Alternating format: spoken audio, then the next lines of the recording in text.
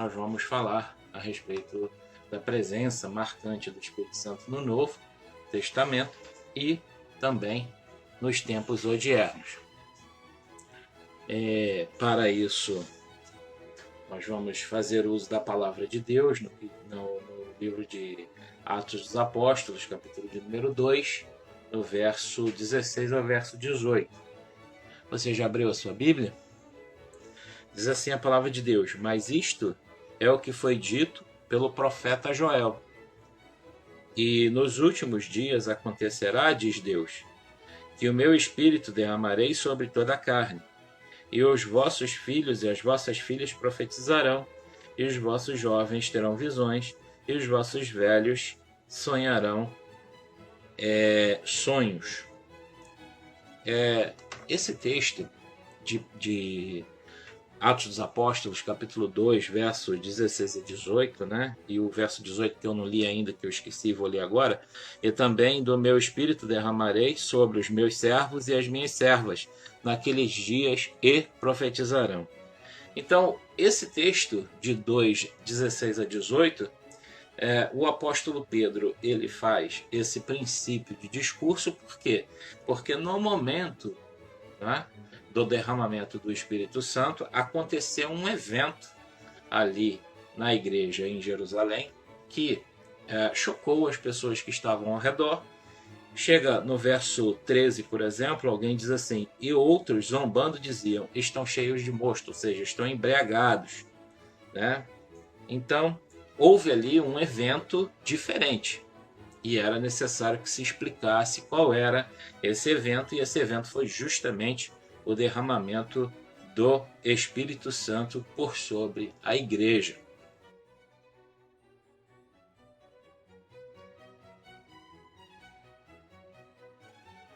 Agora que você já sabe razoavelmente sobre o batismo no Espírito Santo, a gente pode dar prosseguimento. Qual é a reação, né, a essa presença do Espírito Santo na vida do crente?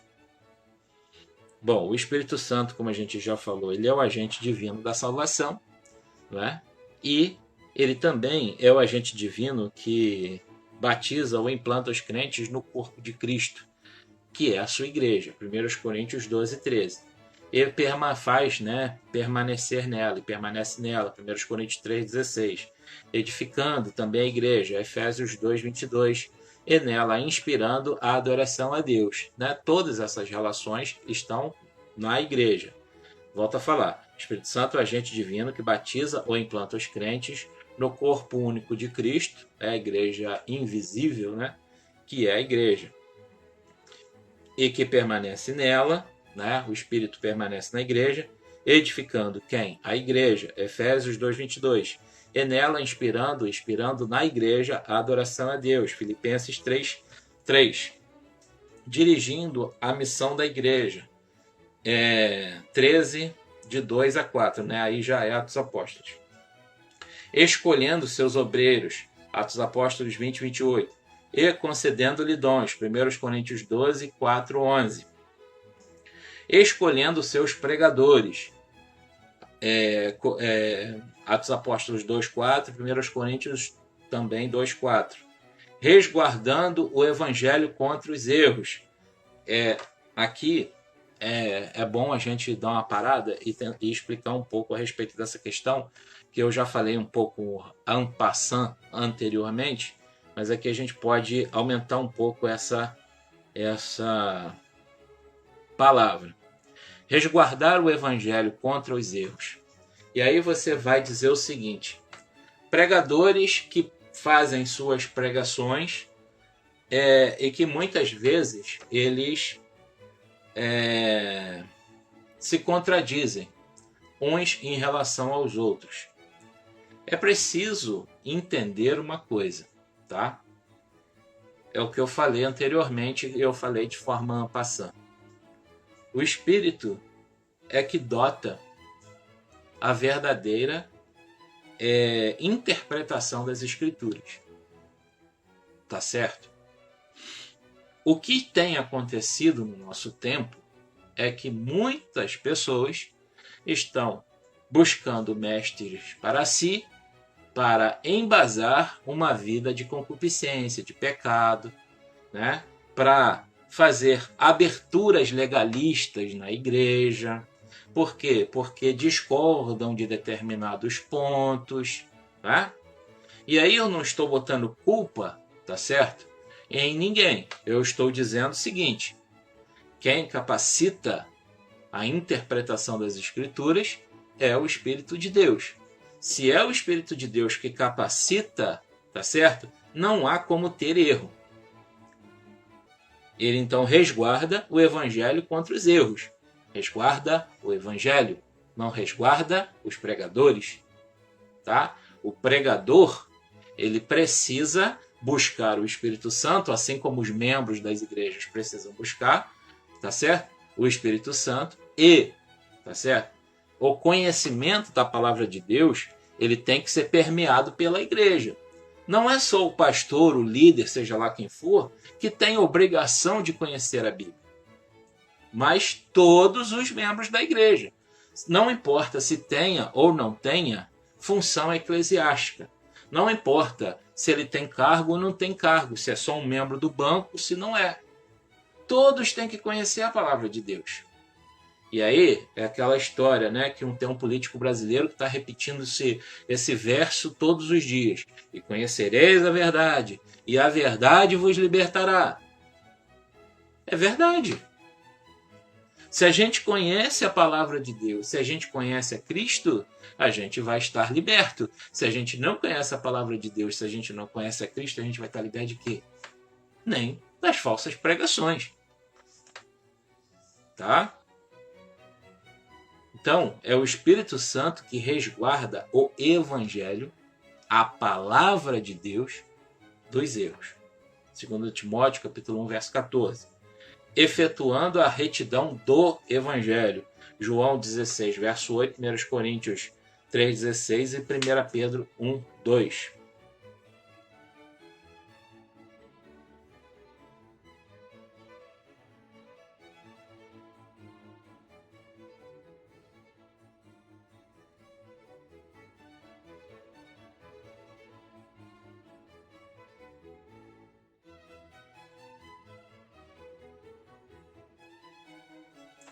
As diversas operações do Espírito são complementares entre si e não contraditórias. Ao mesmo tempo, essas atividades do Espírito Santo formam um todo, não havendo plena separação entre elas. Alguém não pode ter a nova vida total em Cristo, um santo viver, o poder para testemunhar do Senhor ou a comunhão no seu corpo sem exercitar estas 4 coisas. Então, todas elas são juntamente complementares e necessárias para a atuação efetiva e completiva do Espírito Santo na vida da pessoa. Tá? Por exemplo, uma pessoa não pode conservar o batismo no Espírito Santo se não vive uma vida de retidão, tá? Produzida pelo mesmo Espírito, que também quer conduzir esta mesma pessoa no conhecimento das verdades bíblicas, tá? Ou em sua obediência às mesmas. Tá? Eu conheço as verdades, mas não obedeço. E aí eu sou batizado no Espírito Santo, eu tenho a retidão, mas eu conheço as bíblicas, as verdades da palavra de Deus, mas eu não obedeço a elas. Mas então, mesmo assim, eu mantenho essa presença do Espírito Santo na minha vida. Né?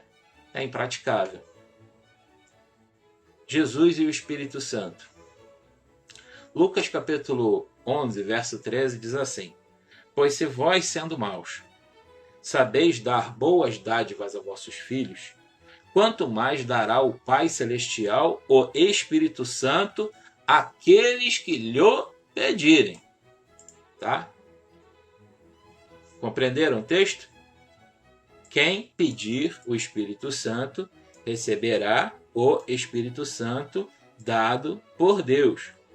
Jesus tinha um relacionamento especial com o Espírito Santo, relacionando este importante para a nossa vida pessoal. Vejamos as lições práticas desse relacionamento. Profecias do Antigo Testamento. Só lembrando aqui, Várias das profecias do Antigo Testamento sobre o futuro do Messias afirmam claramente que ele seria cheio do poder do Espírito Santo. A gente pode ver isso em Isaías 11, verso 2 e 61, de 1 a 3. Tá? Quando Jesus leu Isaías 61, 1 e 2, na sinagoga de Nazaré, acrescentou: hoje se cumpriu esta escritura em vossos ouvidos, obviamente falando da própria pessoa, da pessoa de Jesus, né? 4, de 18 a 21 e João 3, 34, parte B. No nascimento de Jesus, tanto Mateus quanto Lucas declaram de modo específico e inequívoco que Jesus veio a este mundo como resultado de um ato milagroso de Deus, né? Ele foi concebido pelo Espírito Santo, né, em Maria. Foi concebido, né, como eu disse, Mateus capítulo 1, 18, 23, Lucas 1, 27. Devido à sua concepção milagrosa, né, Jesus era um santo, no modo mais específico da palavra, né? A gente fala da santidade de Cristo, santo de separado, né, no modo específico da palavra. Isto é, livre de toda a mácula, né, do pecado. Por isto, ele era digno de carregar sobre si a culpa dos nossos pecados e expiá-los. Mateus capítulo 1, verso 23. Sem um Salvador perfeito e sem pecado, não poderíamos jamais obter a redenção. E aí a gente vai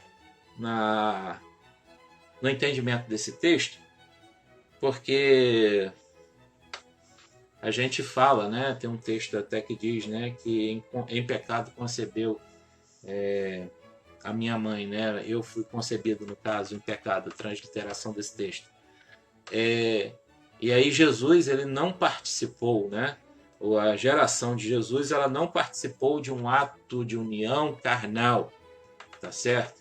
Nesse sentido, é que está se falando a respeito dessa santidade aqui, tá bom?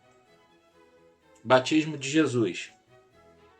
Quando Jesus foi batizado por João Batista, ele, que posteriormente batizaria seus discípulos no Espírito, no Pentecoste e durante toda a era da igreja, conforme Lucas 3,16, Atos 1, 4, 5, 2, 33, 38, 39, ele mesmo pessoalmente foi ungido pelo Espírito Santo, conforme Mateus 3, 16, 17 e Lucas 3, 21, 22.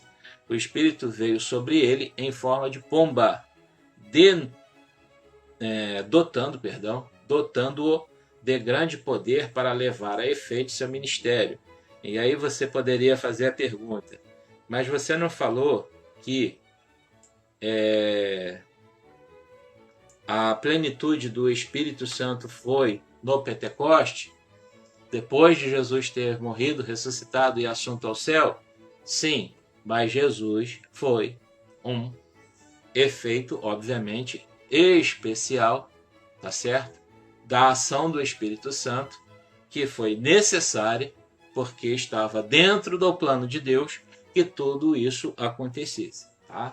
Então, para efeito de condição especial, o Espírito Santo, ele já batizou o próprio Jesus, dotando ele de poder para efetivar o seu ministério, como a gente vê, né, nos evangelhos. Inclusive dotando ele da capacidade para realizar a obra da redenção. É bom, né, a gente lembrar que Jesus, ele era 100% homem, 100% Deus, tá? Então só isso já indica uma condição de ultra especialidade que nenhum outro homem tinha, tá certo? Claro, mas para efeito de lei espiritual, e a lei espiritual de Atos 1:8 é importante, né? É necessário que haja a presença, o batismo no Espírito Santo para revestimento de poder. Isso é uma lei espiritual expressa na palavra de Deus, revelada na palavra de Deus, tá? Existem outras que a gente desconhece, que não estão reveladas. Esta foi revelada, e foi revelada, né? Havia necessidade de revestimento de poder, e o Jesus, esta pessoa maravilhosa que é o nosso Salvador, ele foi revestido de poder pelo Espírito Santo, tá? quando nosso Senhor foi para o deserto. Quando Jesus ele vai para o deserto, né? Depois do seu batismo, ele já estava cheio do Espírito Santo, claro, né? E já tinha condição suficiente para combater ali Satanás naquela situação de tentação a qual Jesus ele foi submetido. Duvido que qualquer pessoa, não é, normal, depois de 40 dias de jejum, de passar fome e sede, teria condições de fazer qualquer tipo de argumentação. E Jesus não só, né, resistiu às tentações do diabo, como ele também fez contra-argumentações, né, com a cabeça viva, lembrando totalmente da palavra de Deus ali que estava na vida dele, não é verdade? Ao ponto de responder com veemência e fazer com que Satanás se afastasse dele. Nenhum homem, por si só, 100% homem, sem ser 100% Deus e sem a presença marcante do Espírito Santo, conseguiria um ato dessa natureza. Tá certo?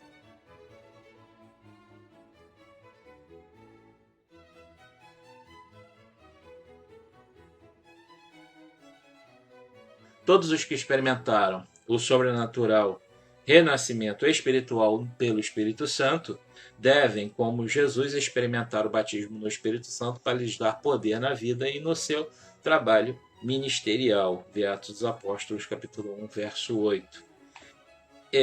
Trabalho ministerial sem o Espírito Santo, eu não sei como se desenrola. Eu não sei como um líder que é chamado de líder espiritual consegue tratar de coisas do Espírito fora da presença do Espírito. Tá? É uma dúvida que eu tenho. Se alguém puder responder essa pergunta, fique à vontade. A tentação de Jesus por Satanás. Acho que a gente já falou sobre isso, não já? Já falamos. Eu aqui pulei um parágrafo em cima e fui falar a respeito da tentação de Jesus, né? Jesus, obviamente, ele conseguiu resistir, né, como a gente falou, firmemente a Satanás e vencer as tentações que lhe foram apresentadas, né, por ocasião de estar, não é, totalmente, por assim dizer, equipado, né, para resistir àquela situação. Da mesma maneira, a intenção de Deus é que nunca nós, né, enfrentemos as forças espirituais do mal e do pecado sem o poder do Espírito. Precisamos então estar equipados com a plenitude, né, dessa presença maravilhosa do Espírito Santo na nossa vida e obedecer-lhe a fim de sermos vitoriosos contra Satanás, né? Um filho de Deus propriamente dito deve estar cheio do Espírito e viver pelo seu poder.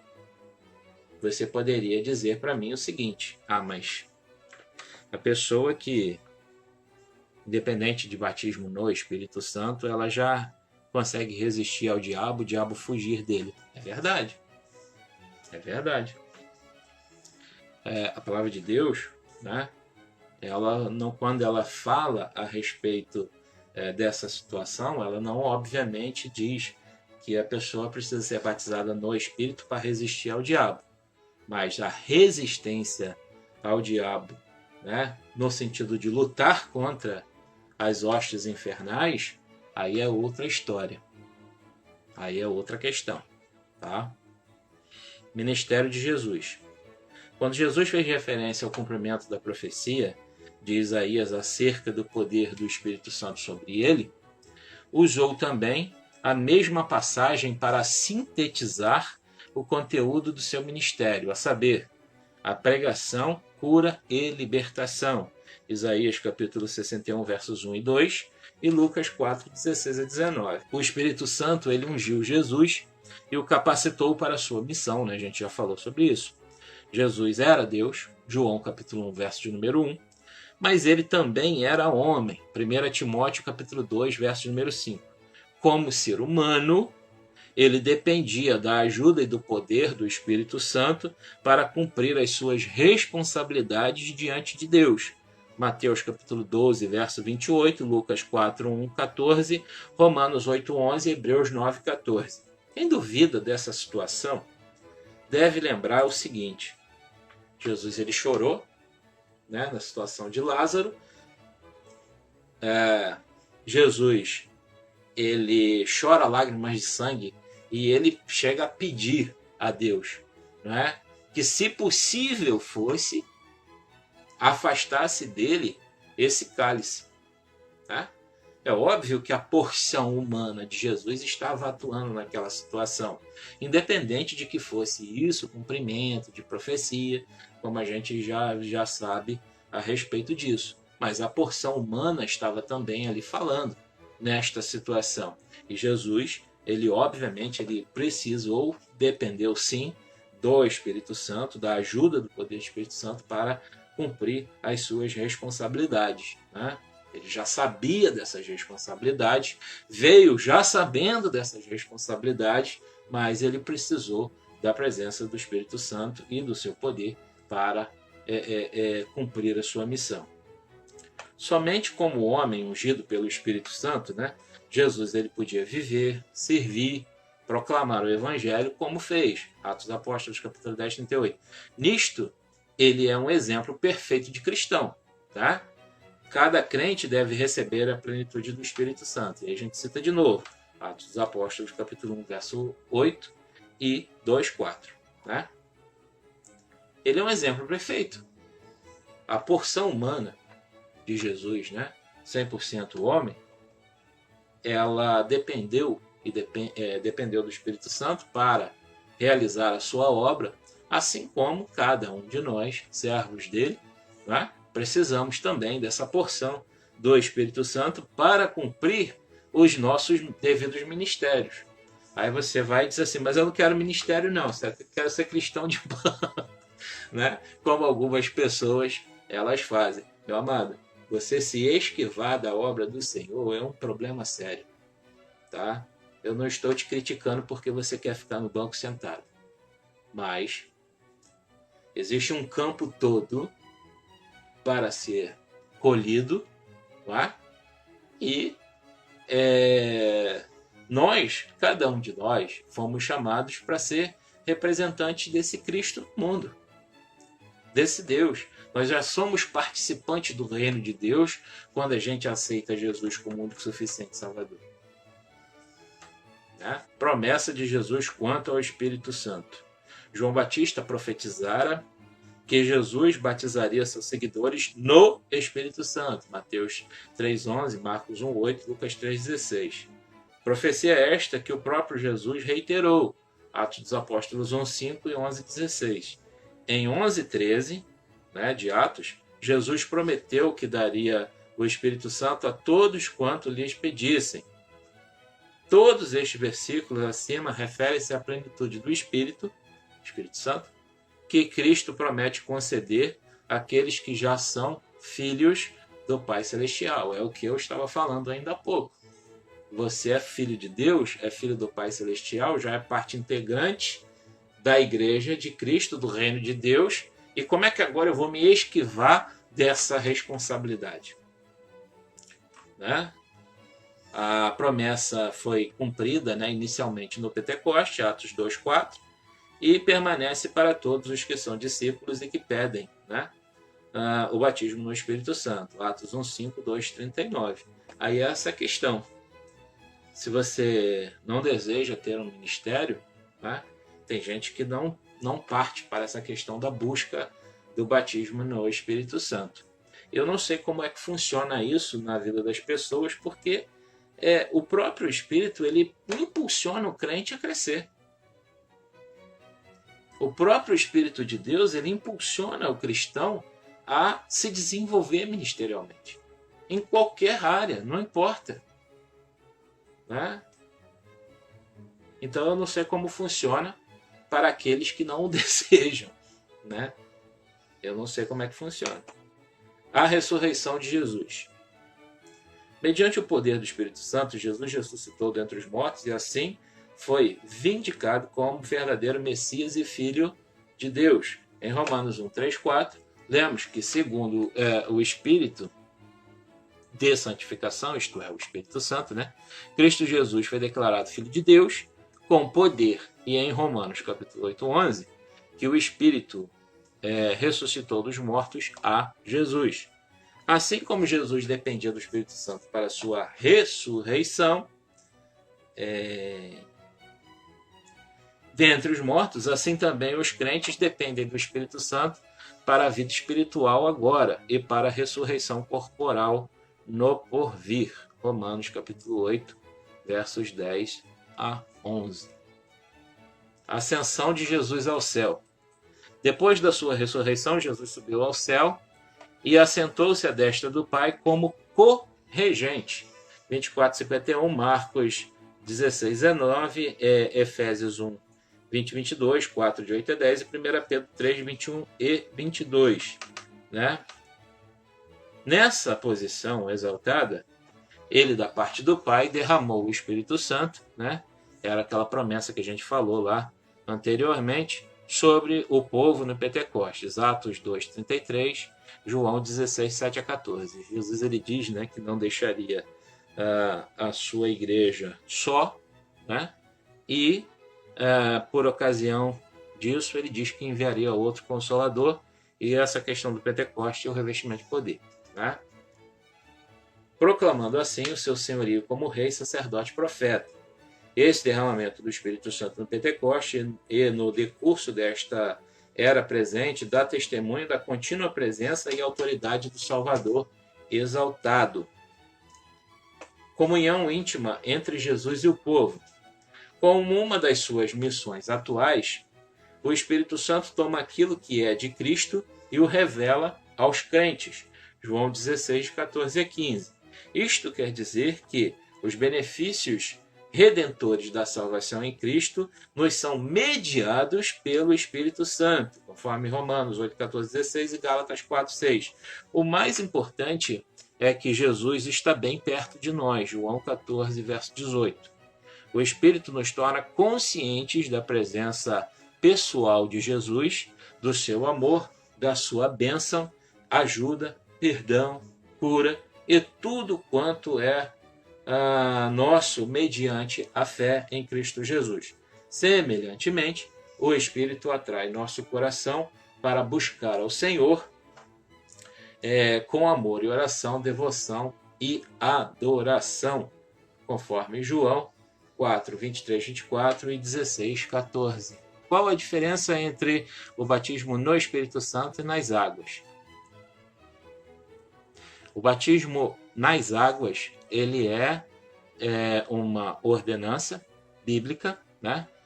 Batizai todos em nome do Pai, do Filho e do Espírito Santo, no sentido de fazer com que seja uma marca, não é?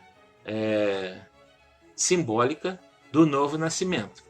Então, o batismo nas águas, né? O original da palavra batismo quer dizer baptisma, ou melhor, é baptisma, que quer dizer sepultamento ou morte. Então, o batismo nas águas nada mais é do que um símbolo de que a velha natureza humana foi enterrada, né? E quando a pessoa sai da água, está saindo ali uma nova natureza, uma nova pessoa, né? Nascida de novo. Esse é o batismo nas águas. O batismo no Espírito Santo, como a gente está falando reiteradas vezes aqui, é revestimento de poder. Talvez esteja ainda nesta situação de confusão, porque a gente batiza na presença do Pai, do Filho e do Espírito Santo, tá certo? Presença, tá? E a pessoa, né, ela está ali indicada na presença, o Espírito Santo está imerso nela, no sentido de que ele passa a habitar na vida daquela pessoa, né, neste momento da aceitação de Jesus Cristo. Então essa é a diferença, tá? O batismo nas águas, ele representa simbolicamente que a velha natureza foi sepultada e que a nova natureza emerge quando a pessoa se levanta da água, tá? E o batismo no Espírito Santo é revestimento de poder. tá certo? Que a pessoa recebe, tá? O Espírito nos torna conscientes da presença pessoal de Jesus, né, como a gente está falando aqui. Semelhantemente, o Espírito atrai nosso coração a buscar ao Senhor com amor, com oração, com devoção e também na adoração, conforme João 4, 23, 24 e 16, 14. A volta de Jesus para buscar o seu povo. Jesus ele prometeu voltar e levar para si o seu povo fiel, né? Para estar com ele para sempre, conforme João capítulo 14, verso 3, 1 Tessalonicenses 4, 13 a 18. Esta é a bendita esperança de todos os crentes. Tito 2,13. O evento pelo qual a gente ora e anseia. 2 Timóteo capítulo 4, verso de número 8. As Escrituras Sagradas, elas revelam que o Espírito Santo, glória a Deus por isso, impulsiona o nosso coração a clamar a Deus, aleluia, pela volta de nosso Senhor. O Espírito quem testifica, né?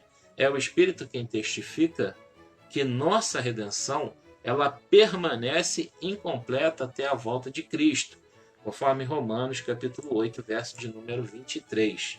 No final da Bíblia, tá? Temos estas últimas palavras que o Espírito Santo ele inspirou. Ora vem, Senhor Jesus.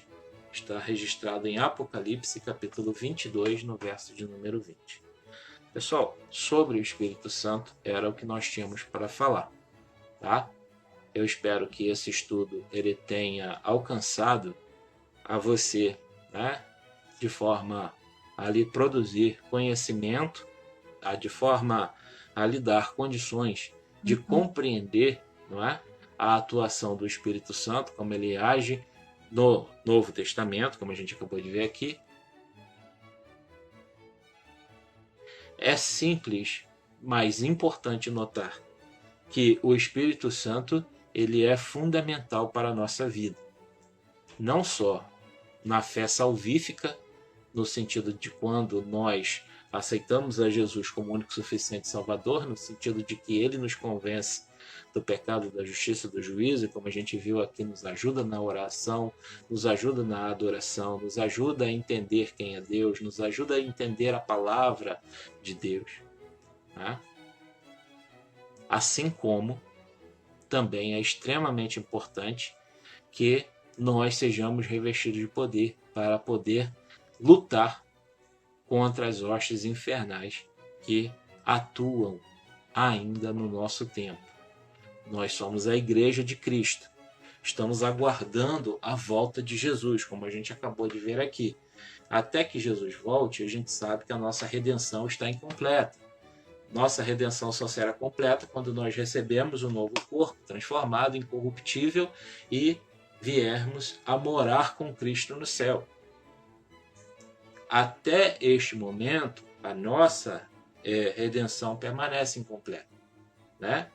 Nós devemos desejar ansiosamente para que este evento aconteça. Enquanto nós estamos aqui, nós precisamos da presença e deste revestimento de poder para que possamos, sim, lutar nesta terra, não só pelas almas dos homens que estão lá fora, mas também para manter a nossa alma, né, nas rédeas do Evangelho. Tá certo? Então que Deus em Cristo abençoe a tua vida, que você possa, né, fazer parte desse grupo que recebeu de Deus o batismo com e no Espírito Santo e está, não é, alicerçado na presença de Deus para atuar não só, né, na manutenção da tua fé e da tua salvação, como também no resgate de outras almas que estão no mundo. Bom,